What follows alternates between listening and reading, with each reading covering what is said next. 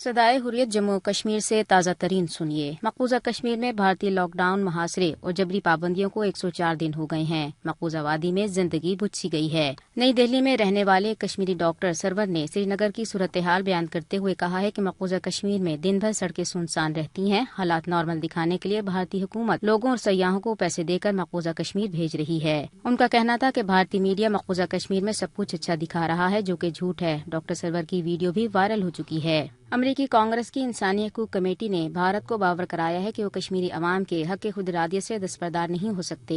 2 روز قبل امریکی کانگریس کے رکن ٹام لینٹوس کے انسانی حقوق کمیشن نے 5 اگست کے بعد مقبوضہ کشمیر کی صورتحال پر سماعت کی تھی۔ اوہایو یونیورسٹی میں مرکز برائے قانون و انصاف ہیلی دشنسکی نے اپنے اختتامی کلمات میں یہ مسئلہ اٹھایا اور پینل کو یاد کروایا کہ 70 برس سے اقوام متحدہ کی سلامتی کونسل کی قراردادوں میں کیے گئے وعدوں کے مطابق استصواب رائے کے ذریعے ان کے سیاسی مستقبل کا تعین کرنے کا موقع نہیں دیا گیا۔ پاکستانی وزیر خارجہ شاہ محمود قریشی نے کہا ہے کہ بھارت اپنی خفت مٹانے کے لیے فالس فلیگ آپریشن سمیت کچھ بھی کر سکتا ہے، اور امریکی کانگریس کے ٹام لینٹوس کمیشن برائے انسانی حقوق کی مقبوضہ کشمیر پر سماعت سے بھارت نفسیاتی دباؤ کا شکار ہے۔ انسانی حقوق کے عالمی گروپ ایمنسٹی انٹرنیشنل کی بھارت میں متعدد دفاتر پر بھارتی ایجنسی CBI نے چھاپے مارے ہیں۔ ان چھاپوں کا مقصد ایمنسٹی انٹرنیشنل کی مقبوضہ کشمیر میں انسانی حقوق پامالیوں کے خلاف اٹھنے والی آوازوں کو خاموش کرنا ہے۔ تازہ ترین ختم ہوا۔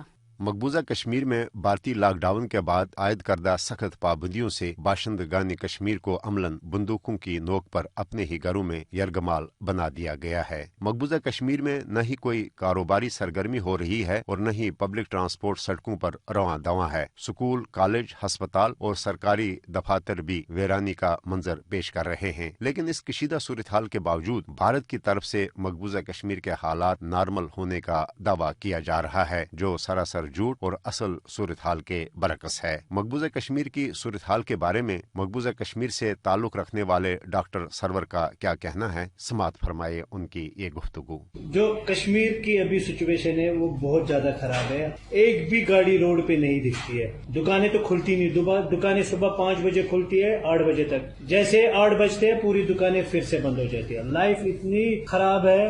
رہی اسکولوں کی بات تو اسکول تو ہے ہی نہیں وہاں پر، اسکولوں میں تو آرمی بھری پڑی ہے، وہاں کہاں سے بچے گھسیں گے؟ جتنے بھی کالجز ہیں گورنمنٹ کے، جتنے بھی اسکولز ہیں، اس میں سب میں آرمی بھری پڑی ہے، تو بچے کہاں سے پڑھیں گے؟ وہ پورا کا پورا جھوٹ ہے، اس میں کچھ بھی سچائی نہیں ہے۔ یہ تھے مقبوضہ کشمیر سے تعلق رکھنے والے ڈاکٹر سرور، جو کہہ رہے تھے کہ بھارت کشمیر میں حالات نارمل ہونے کا جو دعویٰ کر رہا ہے وہ سراسر جھوٹ اور حقیقت کے برعکس ہے۔